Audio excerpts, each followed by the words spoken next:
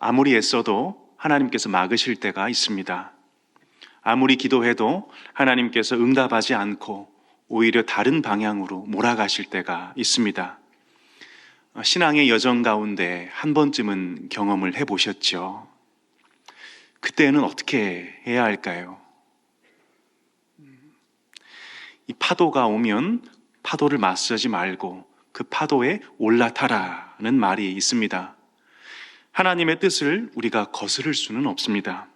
그렇기에 하나님께 맞서 끝까지 고집을 부리지 않고 주님의 뜻을 인정하고 순복하는 게 가장 지혜로운 길입니다.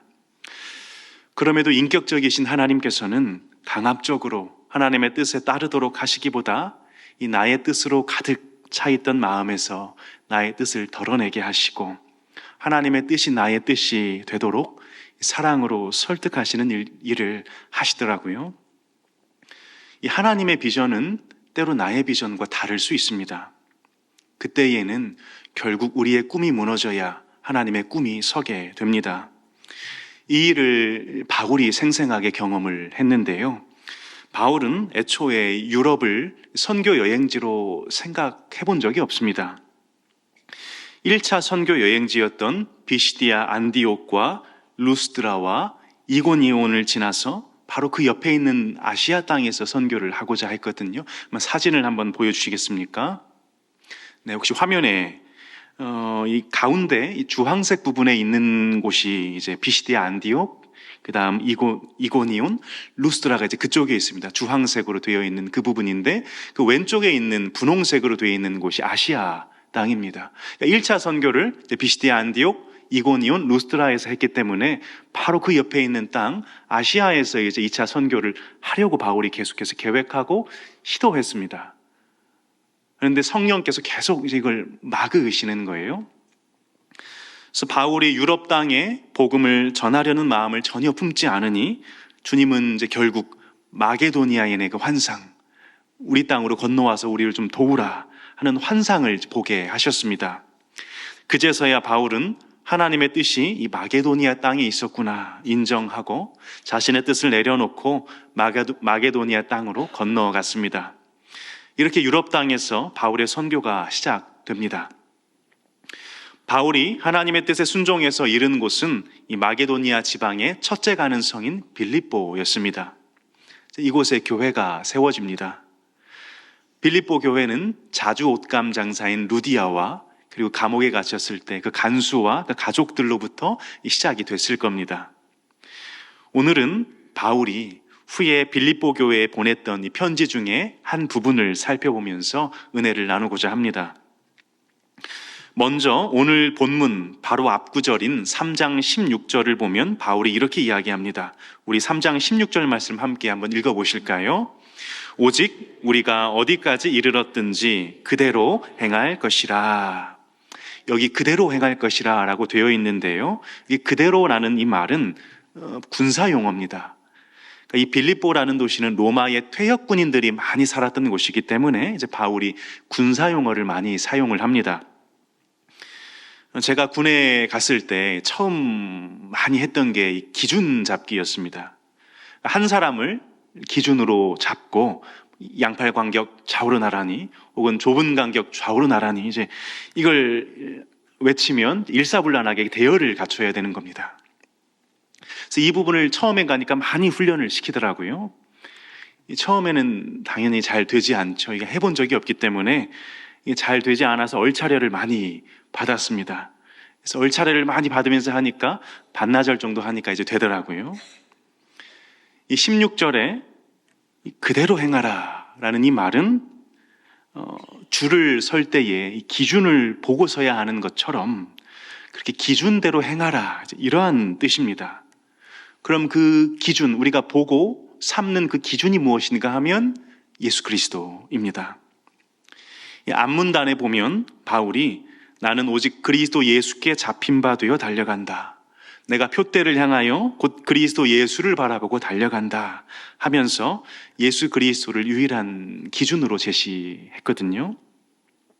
그래서 16절에서 너희는 인생의 유일한 기준이 되신 예수 그리스도를 따라서 행하라 말하며 그렇게 앞문단 전체를 정리한 후에 오늘 17절이 이어집니다. 바울은 17절에서 형제들아 너희는 함께 나를 본받으라 이야기합니다. 너희는 나를 본받으라 하는 이 말이 조금 불편하게 들리실지도 모르겠습니다. 아니 우리가 본받을 건 예수님 한 분뿐이지 바울은 자기를 본받으라고 그러는가. 어떤 그러한 약간의 거부 반응과 함께 일한 게 없는 자에게 주시는 게 은혜인데 바울 그렇게 안 받는데 좀 교만한 구석이 있네. 이런 생각이 드실지도 모르겠습니다. 근데 만약에 이런 생각이 드신다면 이 빌립보서 전체의 문맥 안에서 이 구절을 좀 보시기를 권해드립니다. 빌립보서 전체의 문맥 안에서 보시면 그런 뜻이 전혀 아니라는 걸 알게 되실 겁니다. 바로 앞문단에서도 오직 예수 그리스도만이 우리의 기준이 되신다 이걸 분명하게 밝혀뒀고요. 또 바울은 기본적으로 이 빚진 심정이 있는 사람입니다. 나는 지극히 작은 자보다 더 작은 자다. 나는 죄인 중에 괴수다. 이게 바울의 본심입니다. 오늘 바울이 자신을 본받으라 한 말은 예수님을 유일한 기준으로 삼고 가는 자신을 보고 줄을 서라는 겁니다. 이 군대에서 줄을 세울 때 보통 이제 맨 앞에 있는 열에 사람을 기준으로 세우거든요. 맨 앞열에 있는 사람을 기준으로 두고 이제 서게 합니다. 그러면 맨 뒤에 있는 사람은 맨 앞에 있는 사람이 안 보입니다. 그래서 결국 어떻게 줄을 서는가 하면 자신의 바로 앞에 있는 사람 혹은 앞에 있는 사람을 보고 이제 줄을 서게 됩니다. 맨 앞에 기준을 보고 먼저 줄을 선 사람을 따라서 서는 게 지혜로운 방법입니다. 바울은 자신이 유일한 기준 되시는 예수 그리스도를 본받아 나아가니 너희는 또한 너희 앞에 줄 서 있는 나를 따라서 줄 서라. 나를 본받으라 한 것입니다. 그럼에도 바울이 굳이 자신을 본받으라 이야기한 것은 이 빌립보 교회 안에 십자가의 원수로 행하는 거짓 선생들이 있었기 때문에 그렇습니다. 이 거짓 선생들이 빌립보 교회 안으로 가만히 들어와서 유일한 기준 되시는 예수 그리스도를 보지 못하도록 이 기존을 흐려놓고 있었기 때문입니다.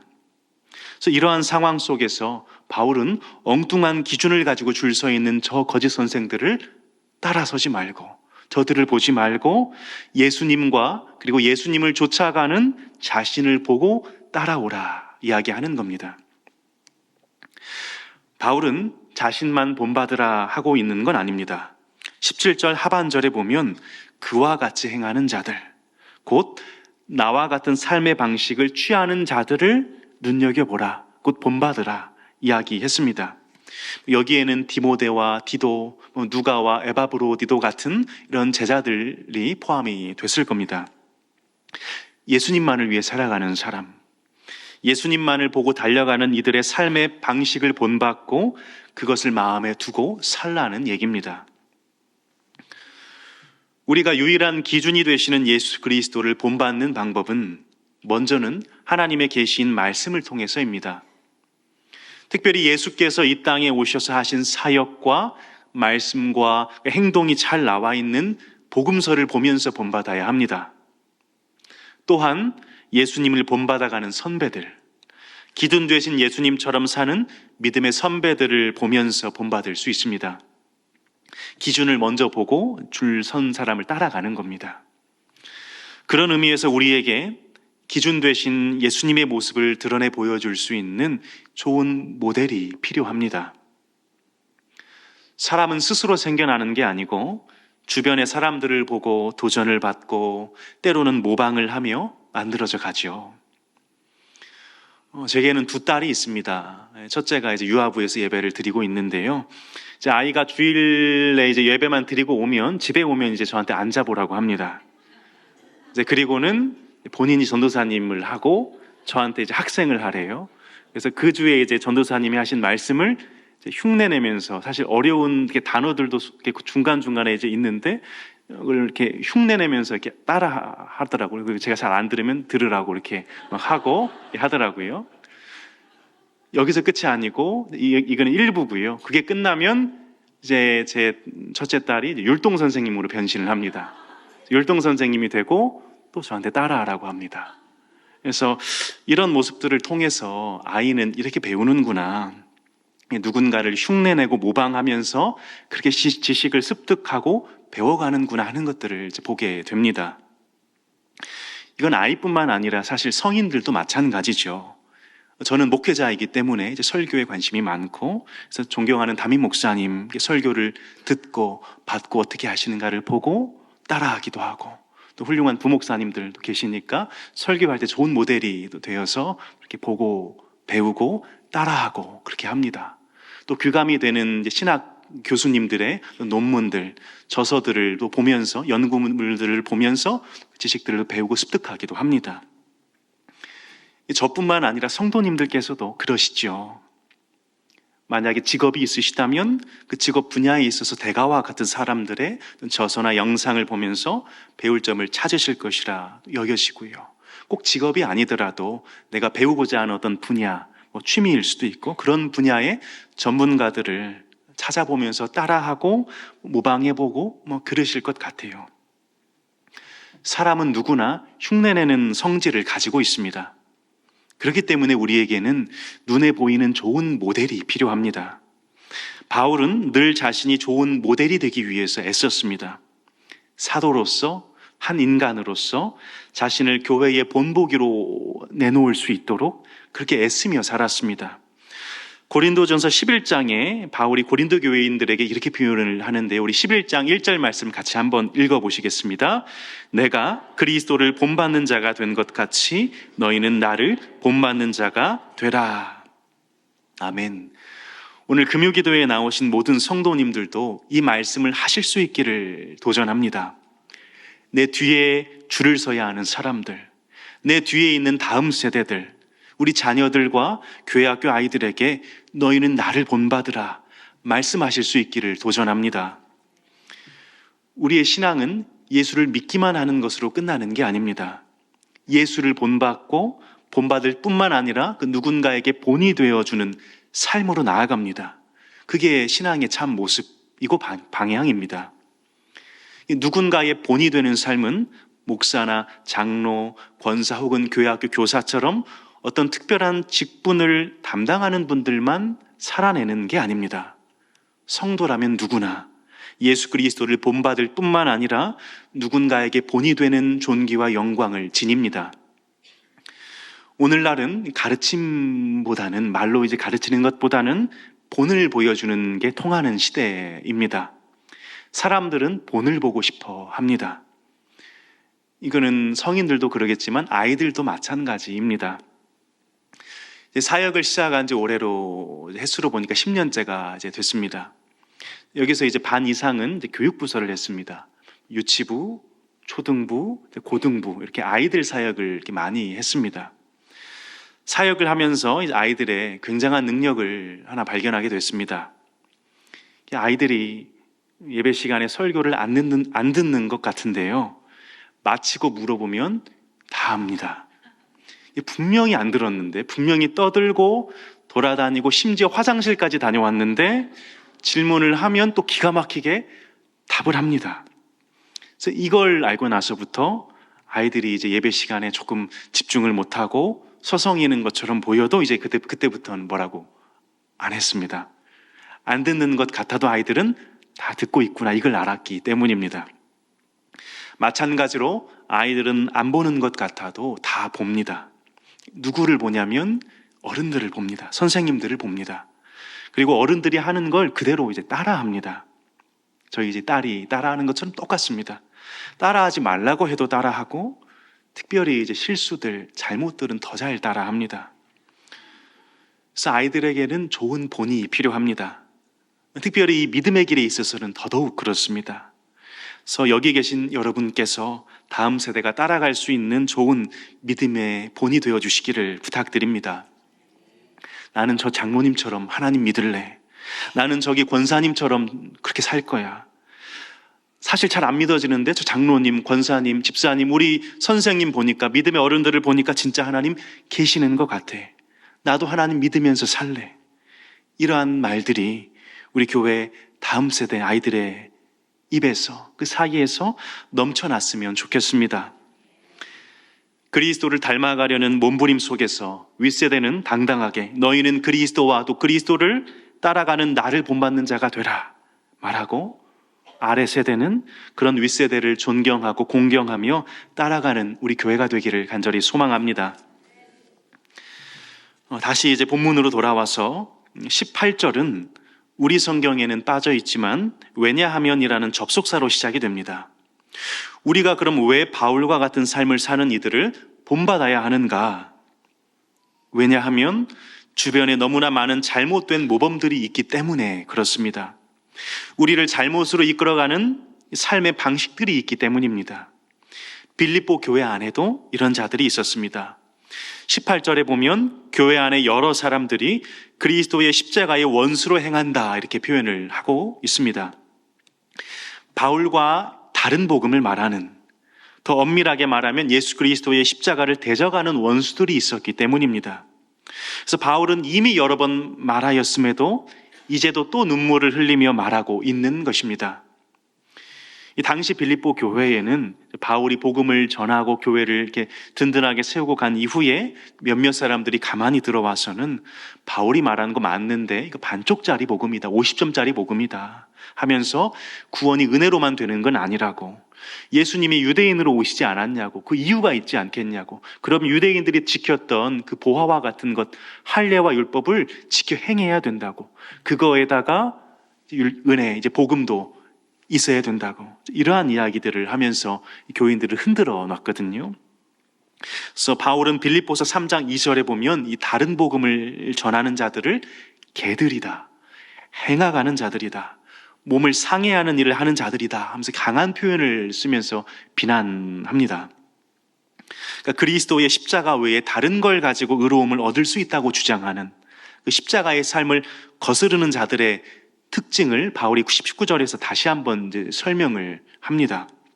뭐라고 설명을 하냐면 19절에 먼저 그들의 신은 배다 이렇게 이야기를 합니다. 그러니까 직역하면 그들의 우상은 배부르게 음식을 먹는 것이다, 이런 말입니다.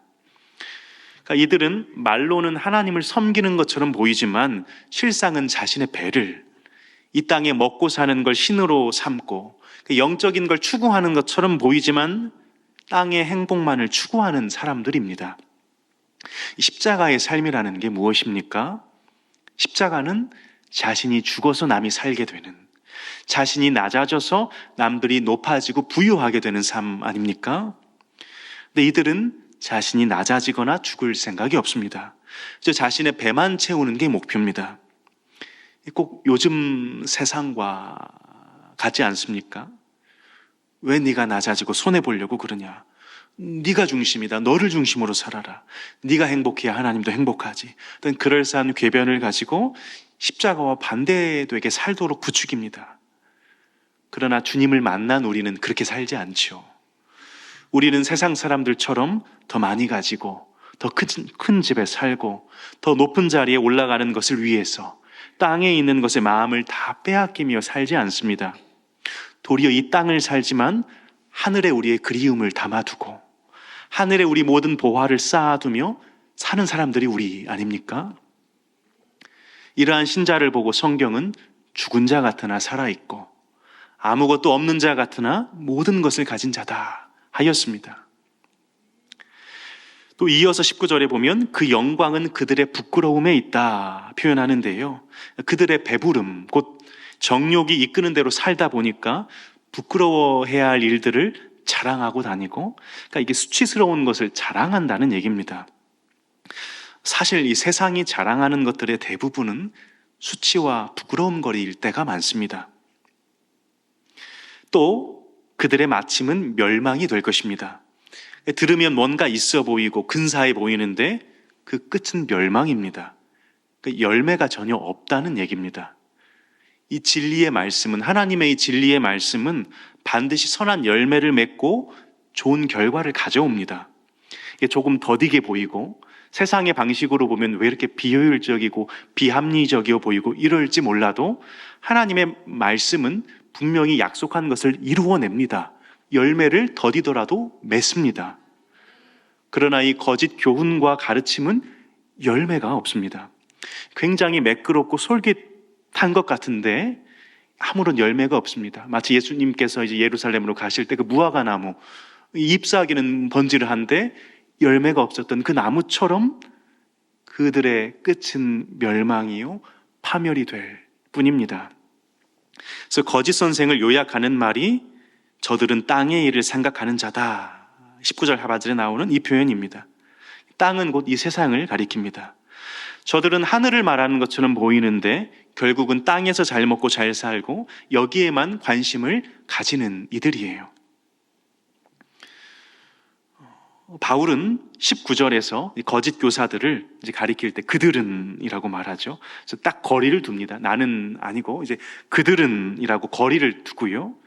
20절에 가서는 이들과 대조해서 그럼 우리는 어떤 사람인가를 소개합니다. 저들과 대조해서 가장 먼저 말한 게 이제 우리의 시민권은 하늘에 있다 이 말을 했습니다. 이 시민권이라는 말은 빌립보 교인들에게 굉장히 생생하게 다가왔을 겁니다. 왜냐하면 빌립보인들은 이제 로마의 퇴역군인들이 보통 이 지역에 옮겨 살았거든요. 그래서 비록 빌립보라는 지역에 이들이 살지만 그들은 로마의 시민권을 가졌고 그래서 로마의 법과 행정의 다스림을 받았습니다. 또 로마인의 권리와 특권을 누리면서 우리가 로마에 살고 있다는 그런 의식과 긍지를 가지고 살았습니다. 그렇기 때문에 이들이 하늘의 시민권을 가진 사람이라는 표현을 들으면서 비록 우리가 땅을 딛고 살지만 하늘에 소속된, 그래서 하늘나라의 법과 다스림과 통치를 받고 하나님 자녀로 특권을 누리며 살아가는 그 모습을 바로 생생하게 떠올렸을 겁니다. 우리는 하늘로부터 다시 태어난 사람들입니다. 이걸 중생 혹은 거듭남이라고 하지요. 그래서 우리의 소속과 본질은 세상과는 전혀 완전하게 다릅니다. 우리는 그 차이를 선명하게 드러내며 살아야 합니다. 그게 빛과 소금의 삶입니다. 성도는 하늘의 시민권이 있음으로 끝나는 게 아니라 20절 후반부에 보면 아직 기다릴 게 남아 있습니다. 왜냐하면 구원하는 자, 곧 그리스도께서 오실 것이기 때문입니다. 신자는 기다리는 사람입니다. 죄로 인해서 어그러진 이 세상을 살아가며 우리는 여러 아픔과 질고를 겪고 슬픔과 고생을 하면서 살아가죠. 이 고생과 아픔을 어떻게 이겨낼 수 있는가? 다시 오실 주님을 기다림으로, 그 주님 오심을 사모하며 소망함으로 이겨내는 겁니다. 이것이 신자가 세상을 사는 방식이고 또 힘입니다. 우리는 이 세상을 끊임없이 복되도록, 좋은 곳이 되도록 애쓰며 살아갑니다. 하나님이 우리를 보내신 그곳에서 가정이든 직장이든 우리 삶의 터전이 하나님의 나라가 되도록, 그래서 우리가 그리스도의 향기가 되고 이들에게 그리스도의 편지로 읽혀져서 이곳에 하나님의 냄새가 가득 차도록 하나님의 모습이 풍겨나도록 애쓰며 살아갑니다. 그럼에도 우리는 그곳이 진정한 천국이 될 것이라고, 그래서 그곳에 아무런 불의함도 없고 억울함도 없고 상처도 없고 그렇게 될 것이라고 기대하지는 않습니다. 그곳에서 우리는 때로 질고를 당하고 아픔을 당하고 버림을 당하고 상처를 받을 겁니다. 주께서는 왜 굳이 우리에게 이 땅에 사는 동안 이러한 아픔과 상처를 보고 또 받게 하실까요? 그 모든 걸 사용하셔서 하늘의 진짜 소망, 우리의 참된 본향을 바라보게 하시는 겁니다. 우리 눈의 초점을 오실 주님께로 맞추도록 하시는 겁니다. 이 땅의 질고와 아픔은 우리를 완전히 넘어지게 할 수 없습니다. 오히려 참 소망을 분명하게 드러내게 하며 우리를 우리 되게 하는 진짜 본질을 보게 합니다. 이 땅에서의 질고와 아픔을, 고통과 슬픔을 어떻게 궁극적으로 해결할 수 있는가? 주 예수 그리스도가 오셔야 합니다. 그렇기 때문에 우리는 다시 오실 주님을 기다리며 사는 것입니다. 성도님들께서는 다시 오실 주님을 참으로 기다리고 계십니까? 우리 믿음의 아주 중요한 요소 중에 하나는 그분의 오심을 사모하고 기다리는 겁니다. 성경에 보면 늘 기다림은 성도의 이 소망의 핵심이었습니다. 지상에서의 최고의 영광은 주를 기다리는 것입니다. 우리는 끝없는 목마름과 사모함을 가지고 그분의 오심을 기다려야 합니다. 그렇다면 오실 그리스도가 누구이시며 어떠한 일을 하실까요? 21절에 보면 다시 오실 그리스도는 만물을 자기에게 복종하게 하시고 우리의 현재 죄와 유혹에 썩어지고 고통받는 낮은 몸을 부활하신 그리스도의 몸과 같은 영광의 몸으로 변하게 하실 뿐이다 설명을 합니다. 우리는 낮은 몸을 가졌습니다. 하나님의 형상대로 고귀하게 지어졌지만 죄 때문에 어그러져서 낮아진 몸이 되었습니다. 그 몸이 다시 회복되어 높아지는 영광의 몸을 입게 되는 순간이 올 것입니다. 우리 몸이 다시금 하늘의 그 존귀와 영광을 담아내는 그 순간이 올 것입니다. 사망을 깨뜨리시고 생명을 가져오신 주께서 다시 오실 때 우리가 소망하며 사는 그 일, 부활하신 주님과 같은 영광의 몸을 입는 일은 이루어질 것입니다. 그렇게 우리는 이 땅에서 어떤 아픔과 질고와 가난과 질병 속에서도 믿음의 경주를 멈추지 말고 산 소망을 가지고 견고히 서서 담대히 나아가야 하는 것입니다. 바울은 4장 1절에서 한 번 더 빌립보 교인들에게 사랑하는 마음을 담아 이와 같이 주 안에 서라 권면합니다. 특별히 이와 같이 서라 이렇게 말하는데요. 이와 같이라는 이 말은 앞에서 설명한 것처럼 우리의 시민권이 하늘에 있다는 걸 기억하므로 하늘에 속한 시민으로서 현실에 충실하고 또한 그리스도께서 다시 오실 그 영광스러운 미래 부활의 때를 기억하며 비록 땅을 딛고 살아가지만 하늘을 바라보며 그리스도로 말미암은 온전한 소망을 품고 굳게 서라 이 권면을 한 것입니다. 사랑하는 여러분, 오늘 우리는 어디에 속해 있습니까? 정말로 우리의 시민권이 하늘에 있음을 믿으십니까? 그렇다면 우리는 참으로 하늘에 소속된 하늘 시민이요 성도에 걸맞게 살아가고 있습니까? 저는 공군장교로 군복무를 했습니다. 그래서 하루는 이제 오산 미 공군기지에 방문을 할 일이 있었습니다. 그래서 차를 타고 이제 그 기지 영내 안에 들어가서 이렇게 돌아보는데요. 여기저기 이제 성조기들이 이제 달려 있고, 그리고 건물 모양과 뭐 그런 외부의 어떤 도로와 건물들이 다 이게 미국식으로 이게 내가 한국에 있는지 미국에 있는지 알기 어려울 정도로 그렇게 생겼더라고요. 근데 외부만 그런 줄 알았는데 업무를 봐야 되는 이제 그 건물에 도착해서 사무실에 들어갔는데 건물 안에도 마찬가지로 완전히 미국식이었습니다. 사무실은 이제 우리 군은 다 시멘트 바닥으로 되어 있었거든요. 근데 이제 공군기지 안으로 들어가서 보니까 다 카펫이 깔려 있고 모든 책상과 의자와 회의실의 배치와 구조와 이런 것들을 보면서 여기는 한국이 아닌 것 같다 하는 생각이 들었습니다. 점심시간에 부대 내에 있는 식당에 가니까 이 생각은 더 굳어졌습니다. 식당의 모든 분위기와 인테리어와 이런 것들은 말할 것도 없고 이 돈을 화폐도 우리나라 돈이 아니고 미국 달러를 받고 있더라고요. 더 충격적인 사실은 미 공군기지 주소가 대한민국 경기도 이렇게 되지 않고 캘리포니아 USA 이렇게 주소가 되어 있었습니다.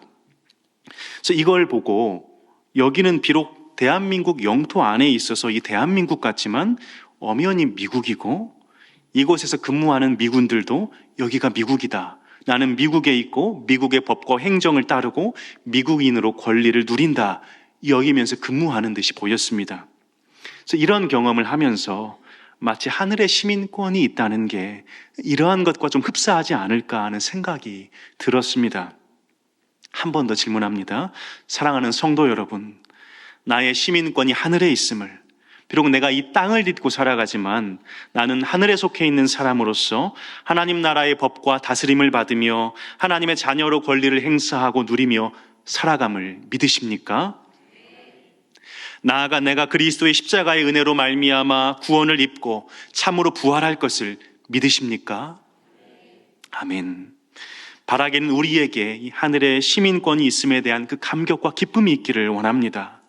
이 하늘에 속했다는 게 오히려 나를 얽매이고 구속하는 것처럼 아무런 감격과 기쁨이 없이 살아가지 않기를 바랍니다. 바울은 이 본문 이후에 우리가 잘 아는 이 고백을 하고 있습니다. 빌립보서 4장 4절 말씀을 한번 같이 읽어보겠습니다. 주 안에서 항상 기뻐하라. 내가 다시 말하노니 기뻐하라. 아멘. 당시 바울의 상황은 어떤 이유로도 기뻐할 수 있는 상황이 아닙니다. 빌립보서는 옥중서신입니다. 감옥에 계시는데 기뻐하실 수 있겠습니까? 그럼에도 불구하고 바울은 내가 기쁘다라고 말하고 있고 교인들에게도, 빌립보 교인들에게도 기뻐하라고 말하고 있습니다. 우리가 왜 기뻐해야 합니까? 또 어떻게 기뻐할 수 있습니까? 그 가장 큰 이유는 우리가 하늘에 속했기 때문입니다. 비록 내가 땅에서 마주하는 상황이 광야와 같다 할지라도 나는 하나님의 자녀이고 천국 시민이기 때문입니다. 우리는 이 땅에 심겨져 있는 하나님 나라 백성으로서 하나님이 나를 아시고 무엇보다 예수님의 십자가 은혜로 구원받았고 나아가 영광스러운 몸으로 부활할 것을 믿기 때문에 기뻐할 수 있습니다. 이 사실이 오늘 세상을 지나는 나그네로 살아가는 성도님들의 삶을, 특별히 세상에 녹록지 않은 상황 앞에서 낙심하고 낙담하는 성도님들의 마음을 위로하고 새 힘으로 세울 수 있기를 소망합니다. 하늘에 속한 이 길은 바울 사도가 그토록 원하고 바라며 그리스도 예수께 잡힌 바 되어 달려갔던 길입니다. 멸망의 길로 잘못 나아갈 그 기로에 서 있는 빌립보 교인들에게 눈물로 호소하며 부활의 영광에 함께 참여하자고 권면했던 바로 그 길입니다. 오늘날을 사는 우리도 주 안에 있는 이 길에 굳게 서게 되기를 소원합니다. 이 땅을 딛고 살아가지만 그럼에도 날마다 하늘에 속한 자로서 현실에 충실하고 또한 그리스도께서 다시 오실 영광스러울 미래를 기억하며 그리스도로 말미암은 온전한 소망을 품고 굳게 서는 저와 여러분이 되기를 소망합니다. 말씀을 정리합니다. 현재 교회학교 리모델링 공사 중에 있습니다. 담임 목사님께서 그럼에도 진정한 리모델링은 우리 장년들, 앞에 줄 서 있는 이들이 다음 세대의 참 믿음의 본으로 서는 것이다, 이런 말씀을 해 주셨습니다. 하늘의 시민권을 가지고 믿음과 소망 가운데 살아가는 여러분을 통해서 자녀가 있으시다면 여러분의 자녀가, 또 교회학교에서 자라나는 우리 다음 세대 어린 영혼들이 참으로 하나님 살아계시는구나, 이 땅만 있는 게 아니구나, 세상만 있는 게 아니구나, 하늘이 있구나, 나도 하늘에 속한 사람으로 살아가야 되겠다 하는 것들을 깨닫고 감격하며 기쁨과 소망으로 서는 우리 가정과 교회가 되시기를 간절히 소원합니다. 앞선 세대에 함께 하셨던 하나님의 은혜, 앞선 세대가 섬겼던 그 귀한 섬김과 사역이 이후의 세대에게 아름답고 풍성하게 전달되기를, 믿음의 참 스승과 참 제자가 공존하는 우리 가정과 가문이요 말그샘 광천교회가 되기를 소망합니다. 둘째로, 나의 시민권이 하늘에 있다는 것, 비록 땅을 딛고 살지만 나는 하늘에 속해 있다는 그 사실이 오늘을 사는 우리에게 참된 힘이요 능력이 되기를 소원합니다. 그리고 우리가 걷는 이 믿음의 길은 혼자 가는 길이 아닙니다. 옆을 보시면 하늘에 속해서 이 길을 같이 가는 동역자들이 계시고요, 또 먼저는 믿음의 선진들이 갔던 길입니다. 성경에 나온 믿음의 선진들이 갔고 우리 어머니와 아버지, 할머니와 할아버지, 가족들이 갔던 길입니다. 무엇보다도 우리 믿음의 본이 되시고 지금도 우리를 위해 늘 기도하시고 도우시는 바로 예수 그리스도가 이 믿음의 길에 우리와 함께 하십니다.